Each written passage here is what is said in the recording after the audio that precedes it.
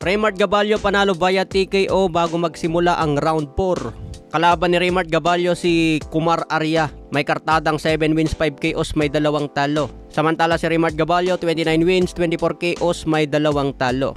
Edad 29 pa lang si Gaballo mga tol. Matangkad itong si Kumar pero hindi siya umubra kay Raymart Gaballo. Malalakas ang banat ni Gaballo pero hindi niya napabagsak si Kumar.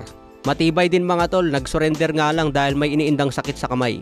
Pagdating naman sa main event, bakbakan ni Christian Pete Laurente versus Hebong Marapu. Isang Indonesian ang kalaban niya mga tol at kita yung katawan niya malaki. Naglaban ang dalawa sa lightweight division hanggang 10 rounds. Maganda ang pinakita ni Laurente mga tol. Hindi niya napabagsak itong Indonesian pero na-outbox niya ng todo. Magandang movement ni Laurente, ginamit niya ang footwork at talagang kontrolado ang distansya. Hindi nga makatama ng solid itong Indonesian dahil mabilis ang galawan ni Laurente. Ito talaga ang tunay na galawan sa boxing mga tol. Kailangan mo talagang i-outbox ang kalaban. Safe ka na sa malubhang damage sa katawan, siguradong makukuha mo pa ang decision.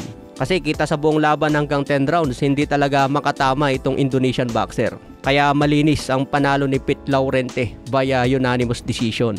Sa ngayon may bagong kartada si Laurente na 15 wins, 9 KOs, wala pang talo. May edad pa lang na 25 ito mga tol, kaya abangan natin. Sa iba pang balita, The Monster Naoya Inoue handa na ngayong September 14 kontra Murodjon Akhmadaliev. Plano ni The Monster Inoue mga tol, impresibo ang kanyang panalo. Target ni Inoue hindi lang basta manalo kay Akhmadaliev, kundi impresibo. Gusto niyang ipakita sa mga fans na malayo talaga ang level niya kumpara kay Murodjon Akhmadaliev. Ang tanong ngayon ng maraming fans sa mga tumataya dyan, matatapos ba ito sa knockout o matatapos lang sa decision? Karamihan sa mga tumataya ngayon namimili lang kung decision ba ito o knockout pabor kay The Monster Inoue. Sa tingin ko mga tol, medyo mahirap din talaga i-knockout si Akhmadaliev kasi may katigasan din. Pwedeng matalo siya sa decision pero yung knockout medyo 50-50 o kaya 60-40. Maliban na lang kung mabody shot si Murodjon Akhmadaliev. Lahat ng boksingero kapag tinamaan sa body shot, kahit gaano ka pakatigas, talagang bibigay ka. Kaya tingin ko puro body shot ang punteryahin ni Inoue para bumagal si Akhmadaliev. Kasi ang galawan ni Akhmadaliev talagang magalaw din sa loob ng ring. Kaya body shot ang pupunteryahin ni Inoue dito. Pagdating sa decision, malaki talaga ang tsansa ni Inoue. Pero kung sa money line lang kayo pupusta, tayaan nyo si Inoue, mananalo siya either decision or knockout. Okay lang, kaso nga lang maliit ang panalo kasi yamado si The Monster Inoue. Pagdating naman sa laban ni Terence Crawford versus Canelo Alvarez, ayon sa mga boxer mga tol, marami pa rin pala ang naniniwala kay Terence Crawford na mananalo siya kay Canelo. Ayon sa mga interview ng mga boksingero mga tol, naniniwala sila sa skills ni Crawford. Base daw kasi sa mga huling laban ni Canelo Alvarez, puro power na lang ang binibitawan. Tamad na si Canelo na bumitaw ng maraming suntok.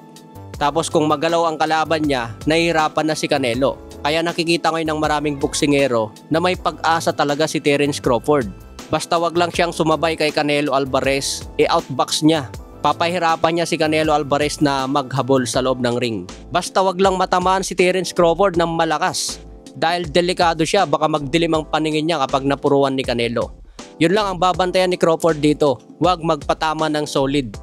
Pero kaya niyang puntusan si Canelo Alvarez dahil may kabagalan din. Kaya ang taya ko dito, Canelo versus Crawford, dalawa. Tumaya ako kay Terence Crawford by decision at tumaya din ako kay Canelo Alvarez by knockout. Pero may posibilidad din na mananalo si Canelo by decision. Pero tingin ko baka magaya ito sa laban ni Canelo kay Jermell Charlo. Okay mga tol, so good luck na lang ngayong September 14 sa mga tumataya.